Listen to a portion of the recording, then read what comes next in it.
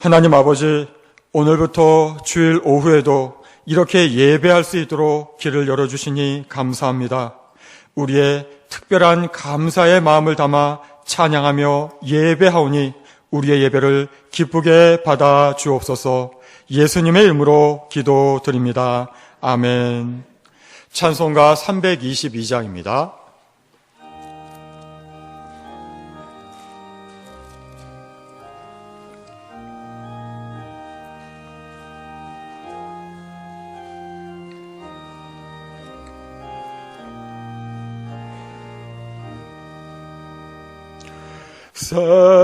세상에 헛된 신을 버리고 하나님 이름 높여 기리세.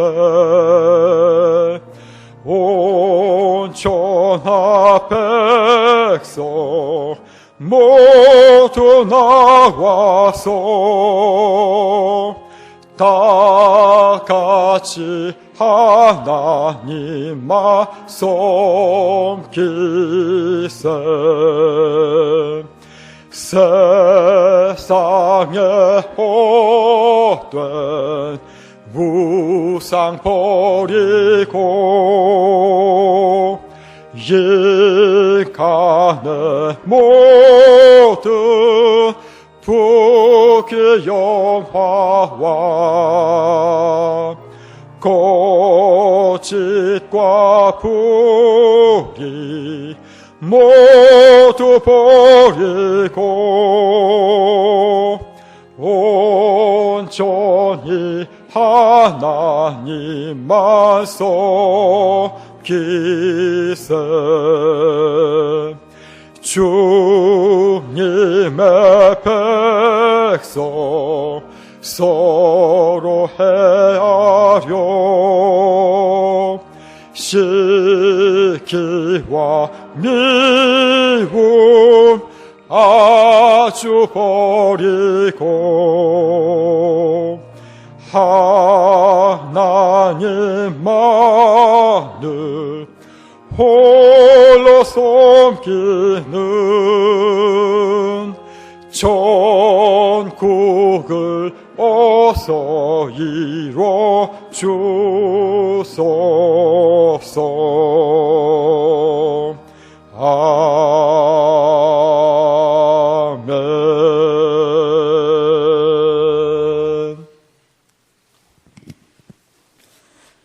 하나님 감사합니다. 하나님께서 저희들에게 또한 오후 예배를 허락하여 주시니 감사합니다. 하나님, 그동안에 오랫동안 하나님 전에 나와 예배드리지 못하는 가운데 있었습니다. 하지만 하나님께서 저희들을 사랑하여 주셔서 또한 오후 예배도 회복케 하신 하나님, 아동부 예배도 회복케 하신 하나님 감사합니다. 지금은 사순절 기간입니다. 하나님, 저희들이 주님의 그 십자가의 공로를 또한 고통과 또한 보혈로 인하여서 저희들이 새 생명을 얻었습니다.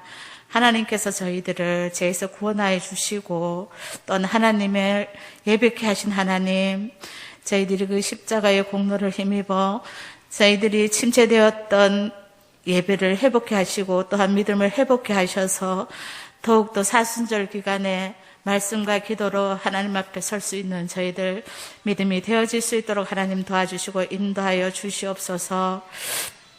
하나님, 또한 하나님께서 저희들에게 베풀어 주신 그 은혜에 감사해서 저희들이 정말 코로나라는 그 질병의 핑계로 하나님 앞에 온전히 서지 못하였고 또한 온전히 예배드리지 못하였고 또한 기도하지 못했고 또한 말씀을 보지 못했습니다. 이 사순절 기간에 말씀이 끊어지지 않게 하시고 기도가 끊어지지 않게 하셔서 저희들의 믿음도 회복되어지는 귀한 은혜가 있게 하나님 도와주시고 인도하여 주시옵소서.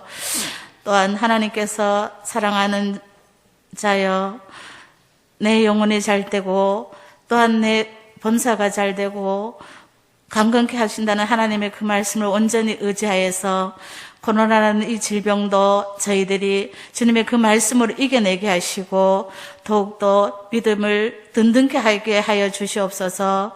하나님 또한 새 성전 위에 하나님 함께하여 주시기를 원합니다. 이 어려운 가운데 하나님께서 계획하심이 있으셔서 그곳에 주님의 성전을 세워주신 줄 믿습니다.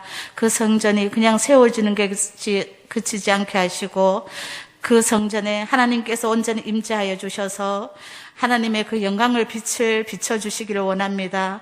그리하여서 정말로 지치고 또한 넘어져 쓰러져 간 영혼들이 그 빛을 향하여 나아감을 통하여서 주님을 만나게 하셔서 주님 안에서 평안을 누리면서 살아가는 귀하고 복된 주 아버지 삶을 살아갈 수 있도록 하나님께서 그곳에 든든히 세워주시기를 원합니다.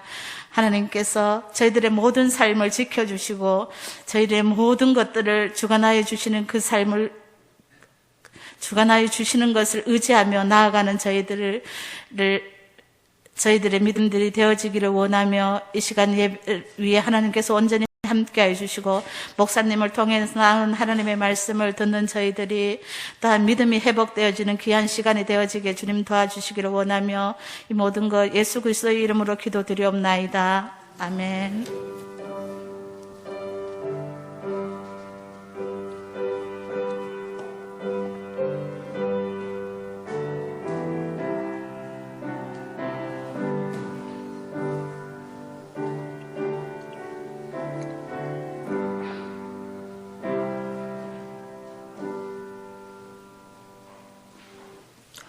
하나님께서 이 시간 우리에게 주시는 말씀은 이사야 41장 8절부터 10절 말씀입니다.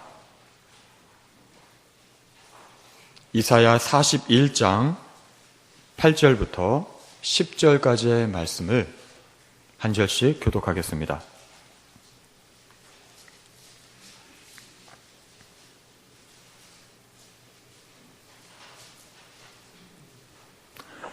그러나 나의 종 너 이스라엘아, 내가 택한 야곱아, 나의 벗 아브라함의 자손아,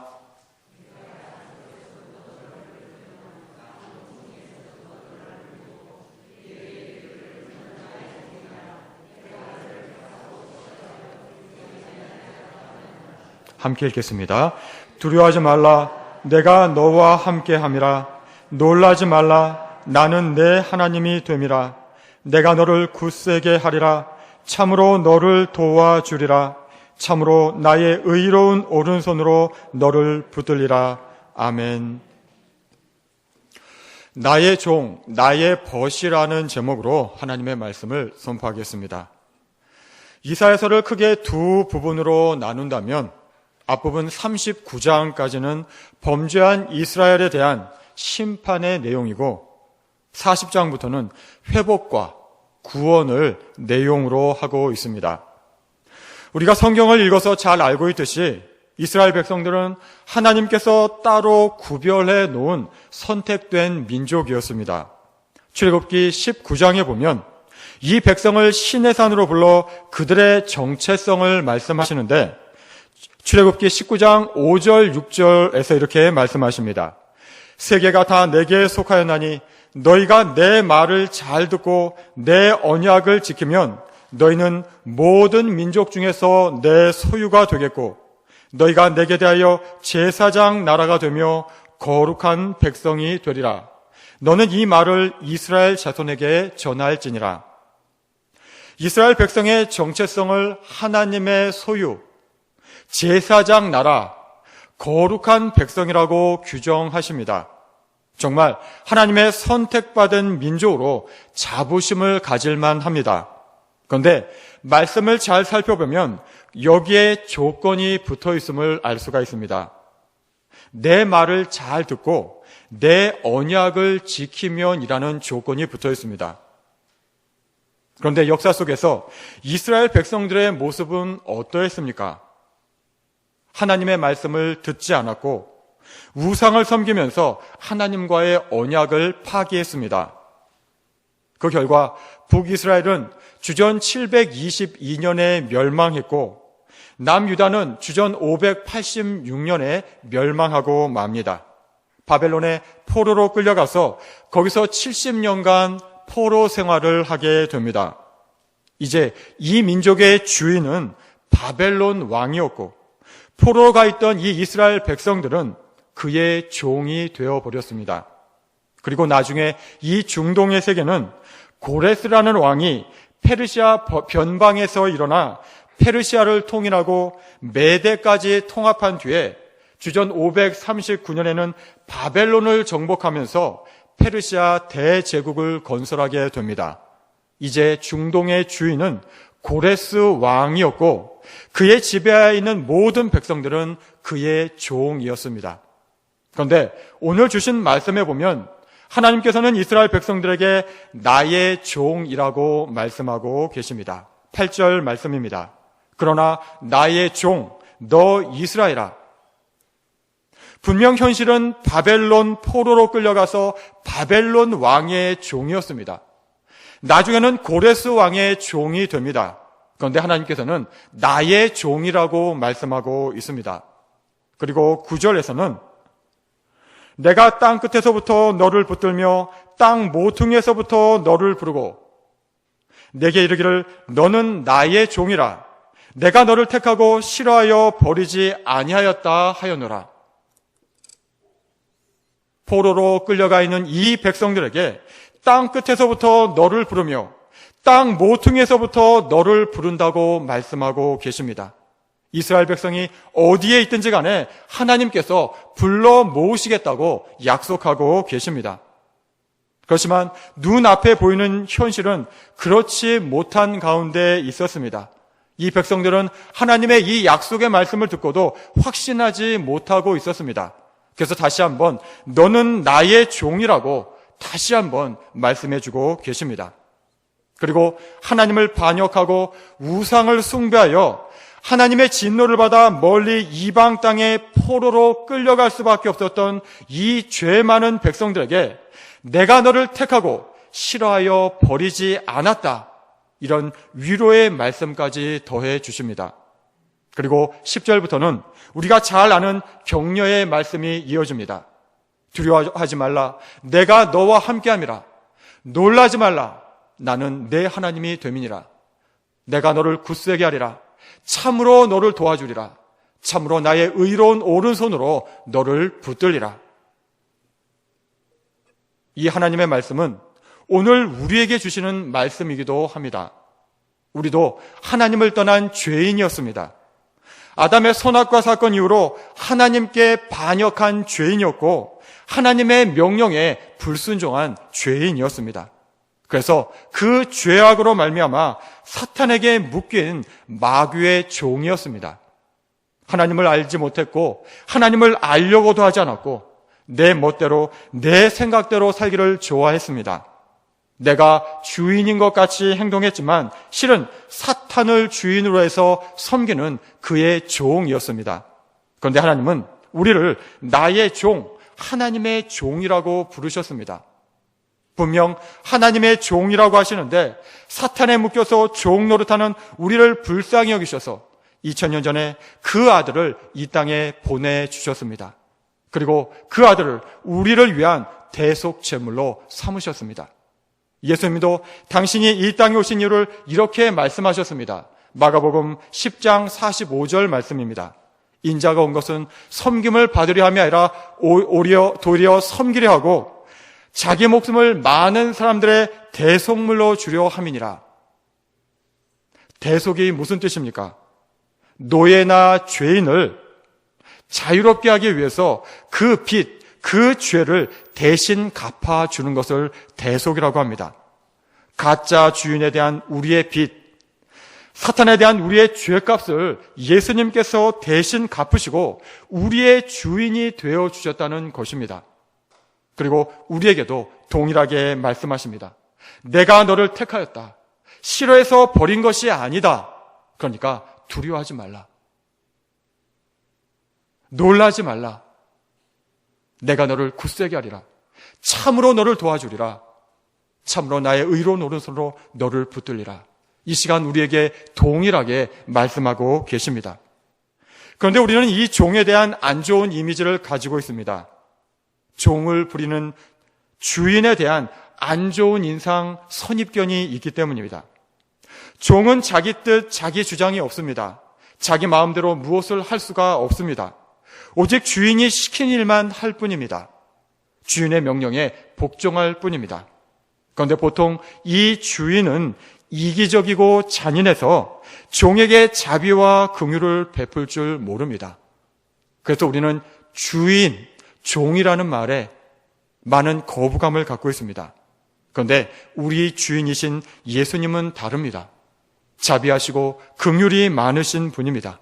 그래서 나는 주님의 종입니다라고 고백할 때 우리 주님은 우리를 종으로 부리시는 것이 아니라 우리를 벗이라고, 우리를 친구라고 불러주십니다.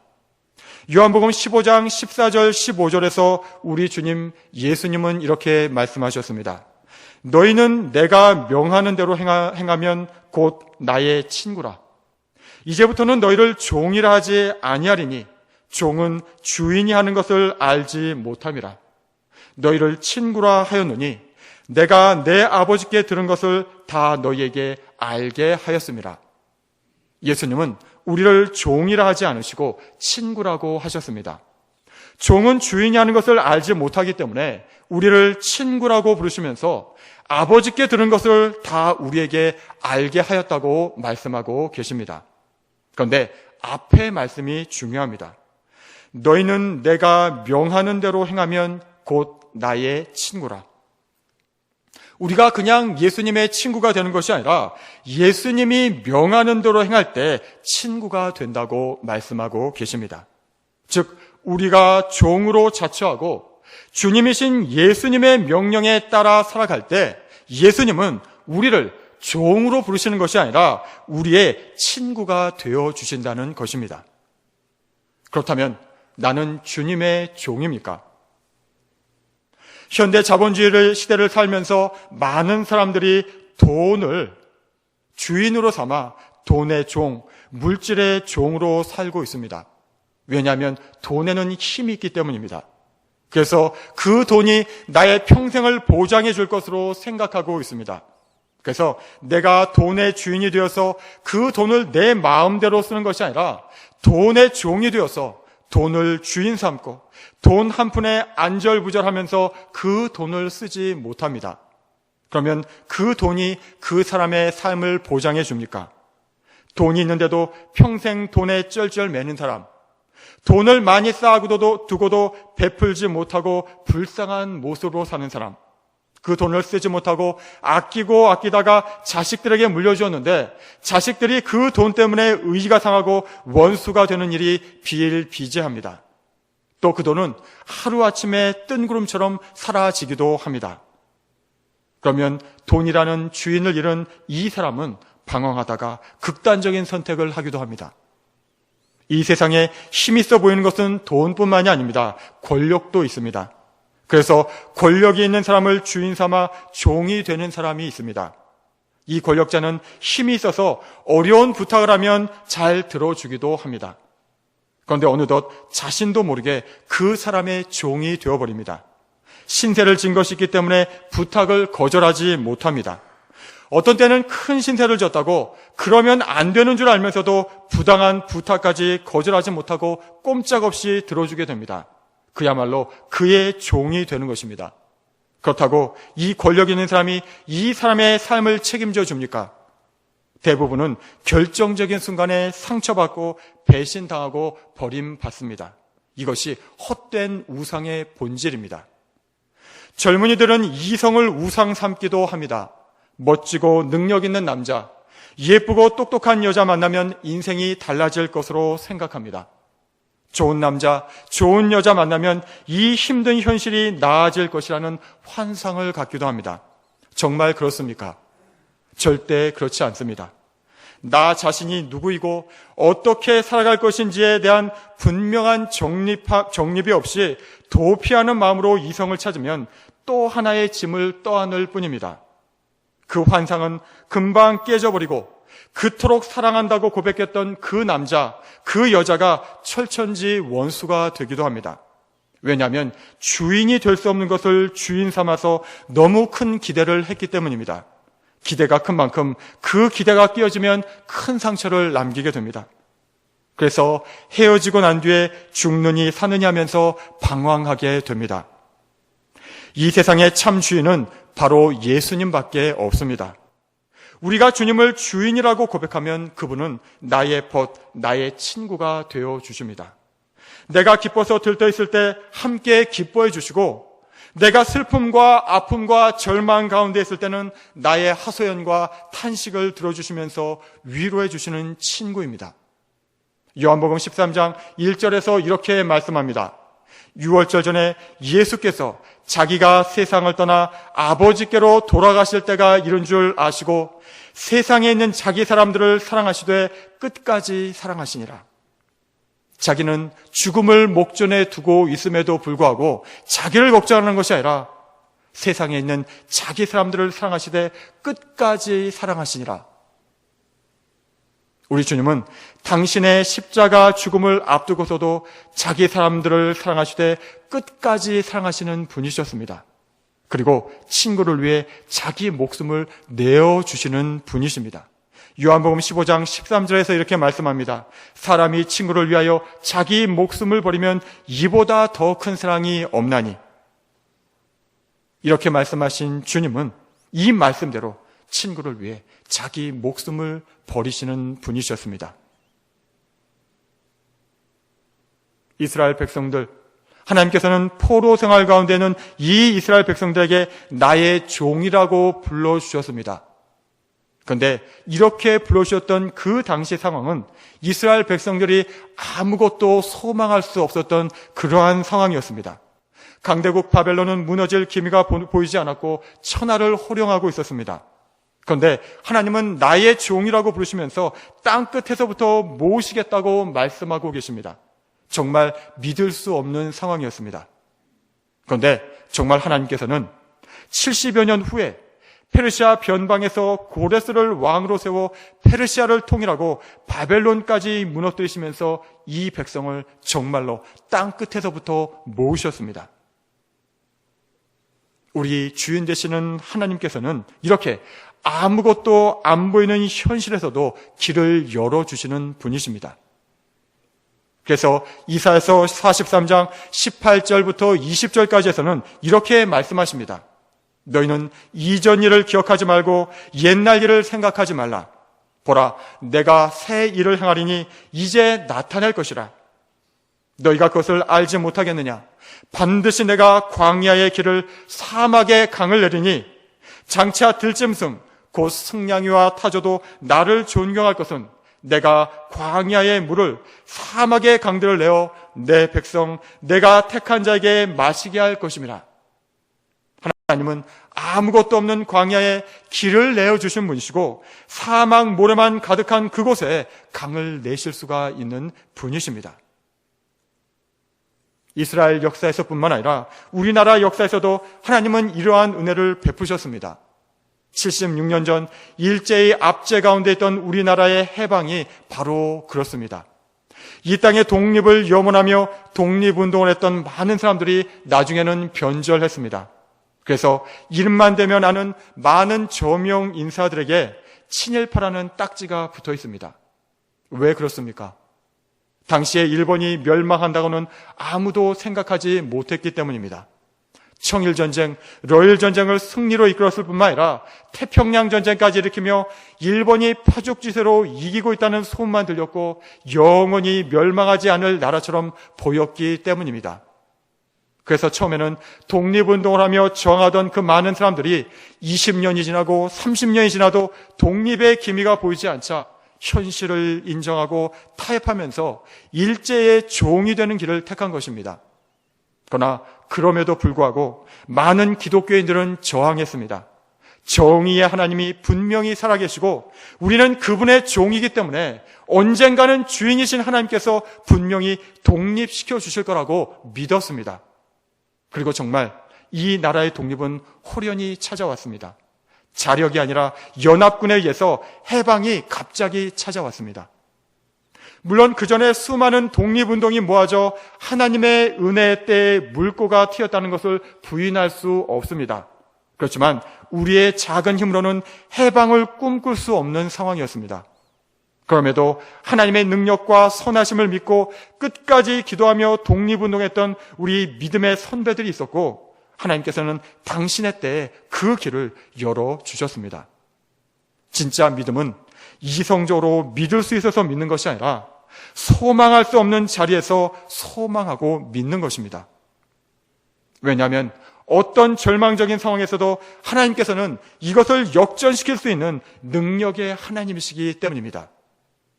믿음의 조상 아브라함이 아들 이삭을 얻었던 믿음도 그렇습니다.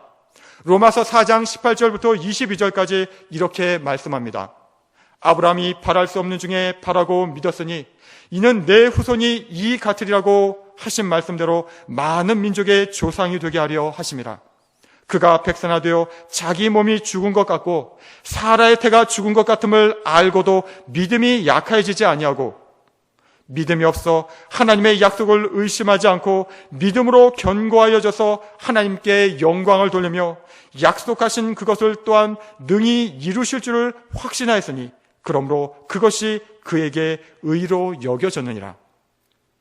아브라함은 바랄 수 없는 중에 바라고 믿었고 하나님께서는 이것을 그의 의로 여기셨다고 말씀하고 있습니다. 더 나아가 야고보서 2장에서는 믿음과 행함의 관계를 말씀하면서 아브라함이 하나님의 명령에 따라 이삭을 제물로 바쳤던 믿음의 순종을 이렇게 말씀합니다. 야고보서 2장 21절부터 23절 말씀입니다. 우리 조상 아브라함이 그 아들 이삭을 제단에 바칠 때 행함으로 의롭다 하심을 받은 것이 아니냐. 내가 보거니와 믿음이 그의 행함과 함께 일하고 행함으로 믿음이 온전하게 되었느니라. 이에 성경에 이른바 아브라함이 하나님을 믿으니 이것을 의로 여기셨다는 말씀이 이루어졌고 그는 하나님의 벗이라 칭함을 받았나니. 즉 아브라함의 믿음은 독자를 하나님께 바치라는 그 명령에 순종하는 행동으로 나타났고, 그래서 아브라함은 하나님의 벗으로 칭함을 받았다는 것입니다. 예수께서 말씀하신 나의 명령을 지키면 나의 친구라는 말씀이 여기서도 그대로 적용이 됩니다. 그래서 오늘 성경 본문 말씀에서도 나의 벗 아브라함이라는 말씀이 나옵니다. 8절 말씀을 다시 읽겠습니다. 그러나 나의 종 너 이스라엘아, 내가 택한 야곱아, 나의 벗 아브라함의 자손아. 아브라함이 하나님의 명령, 그 순종할 수 없는 그 명령에 순종했을 때 하나님께서는 그 믿음을 보시고 아브라함을 나의 벗이라고 말씀해 주셨습니다. 코로나가 1년이 지났지만 아직 앞이 보이지 않습니다. 하나님의 은혜로 K-방역이라는 것을 만들 수 있었고 다른 나라에 비해 어느 정도 관리가 가능한 상태로 있지만 아직도 한치 앞도 장담할 수 없어서 매스컴에서는 연일 아우성입니다. 백신이 나왔어도 안전성 문제가 불거지고 있고 또 변이 바이러스에 얼마나 약효가 있을지에 대해서는 아직도 아무도 장담할 수 없는 상태입니다. 작은 바이러스 하나 때문에 온 세계의 일상이 멈추고 전 세계에 1억 명이 넘는 사람이 코로나 바이러스에 감염되어 생사의 갈림길에 섰었습니다. 또 지금까지 250만 명 이상이 사망했습니다. 우리 인간은 정말 교만할 수 없고 오직 하나님의 은혜만을 바랄 수밖에 없음을 고백하게 됩니다. 분명 이러한 상황에서도 하나님은 살아 계십니다. 하나님은 당장이라도 이 상황을 역전시키실 수 있습니다. 그래서 우리는 기도할 수 있고 기도하며 하나님의 때를 기다리는 인내와 지혜를 가질 수가 있습니다. 하나님께서는 이 시간 우리에게 질문하고 계십니다. 너는 누구의 종이냐? 하나님의 종이라고, 주님의 종이라고 분명히 대답할 수 있습니까? 하나님께서는 또 이 시간 우리에게 말씀하십니다. 내가 하나님의 종이라고 고백할 때 하나님께서는 나를 종으로 부르시는 것이 아니라 나를 나의 벗이라고 불러주십니다. 내가 주님의 종이라고 고백하고 주님의 명령에 순종하며 살아갈 때 주님은 나를 벗이라고 부르시면서 나의 친구가 되어준다고 말씀하고 계십니다. 지금 어떠한 상황 가운데 계십니까? 주님께서 나를 벗이라고, 나를 친구라고 불러주시는데 그 상황이 이 말씀 앞에서 과연 문제가 될 수가 있습니까? 지금 우리는 코로나로 힘든 시대를 살고 있습니다. 하나님께서는 자신이 누구인지도 모르고 눈에 보이는 것, 세상이 추구하는 것을 따라 아무 생각 없이 정신없이 달려가던 우리를 잠시 멈추게 하시고 지금 이 시간 우리에게 질문하십니다. 너는 누구의 종이냐? 하나님의 종이라고 분명히 고백할 수 있기를 바랍니다. 주님의 종이라고 확실히 고백하시기 바랍니다. 그리고 그 주님께 순종하시기 바랍니다. 그럴 때 우리 주님은 나의 친구가 되어주셔서 어떤 상황에서도 나와 동행하시며 길을 열어주시겠다고 말씀하고 계십니다. 이 시간 주의 종인 우리에게 나의 벗이라고 불러주시면서 우리 주님께서 말씀하고 계십니다. 두려워하지 말라. 내가 너와 함께함이라. 놀라지 말라. 나는 내 하나님이 됨이니라. 내가 너를 굳세게 하리라. 참으로 너를 도와주리라. 참으로 나의 의로운 오른손으로 너를 붙들리라. 기도하겠습니다.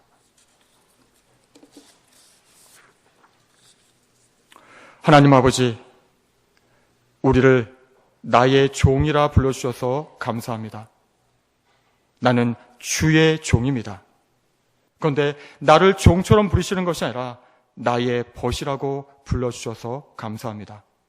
오늘 주신 말씀대로 우리는 주님의 종이오니 말씀하여 주옵소서.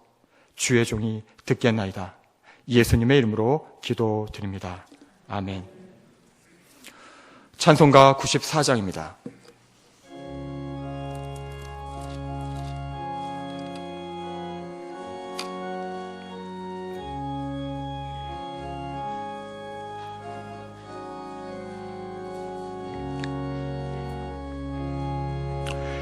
주 예수보다도 귀한 것은 없네. 이 세상 부귀와 바꿀 수 없네. 영축은 내 대신 돌아가신 그 놀라운 사랑 잊지 못해. 세상 즐거움 다 버리고 세상 자랑 다 버렸네. 주 예수보다도 귀한 것은 없네. 예수 밖에는 없네. 주 예수보다도 귀한 것은 없네. 이 세상 명예와 바꿀 수 없네. 이전에 즐기던 세상에도 주 사랑하는 마음 뺏지 못해. 세상 즐거움 다 버리고 세상 자랑 다 버렸네. 주 예수보다도 귀한 것은 없네. 예수 밖에는 없네. 주 예수보다도 귀한 것은 없네. 이 세상 행복과 바꿀 수 없네. 유혹과 핍박이 몰려와도 주 섬기는 내 맘 변치 않아. 세상 즐거움 다 버리고 세상 자랑 다 버렸네. 주 예수보다 더 귀한 것은 없네. 예수밖에는 없네. 아멘.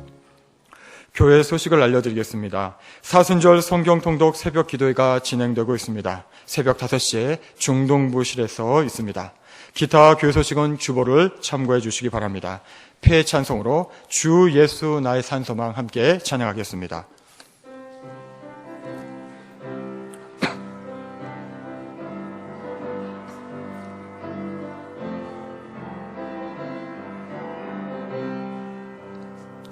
깊은 절망에 수렁 가운데 주님께 갈 수 없던 우리 어두운 밤중에 하늘을 향해 주의 이름 나 부를 때 어둠을 뚫고 오신 주 사랑 나의 절망 거두셨네. 주님의 공로 다 이루셨네. 주 예수 나의 산소망 그 누가 주의 자비다 할까. 한없는 은혜 증량할까. 영광을 떠나 이 땅에 오시 사람 되시 구주 예수.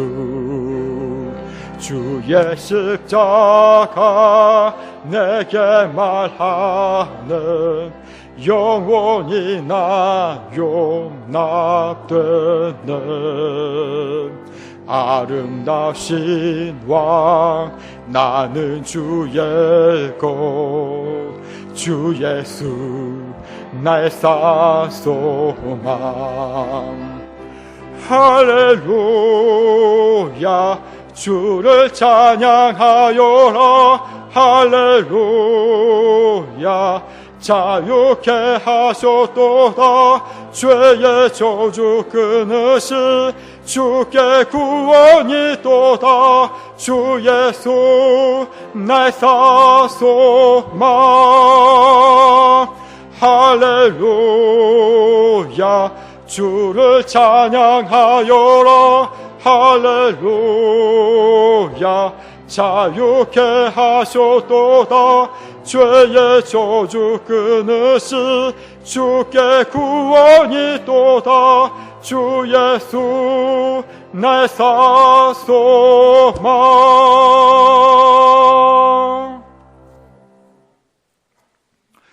우리 주 예수 그리스도의 은혜와 하나님의 사랑과 성령의 교통하심이 나는 주님의 종이라고 고백할 때 나의 벗, 나의 친구라고 하시는 주님 앞에서 이제 주님의 종으로 말씀에 순종하며 살아겠나라고 결단하고 다짐하는 우리 도원교회 모든 성도님들 위해, 그리고 이 나라와 이 민족과 세계 각지에서 귀한 복음을 전하기 위해 수고하시는 모든 선교사님들 위해 지금부터 영원토록 함께 하시기를 간절히 축원하옵나이다.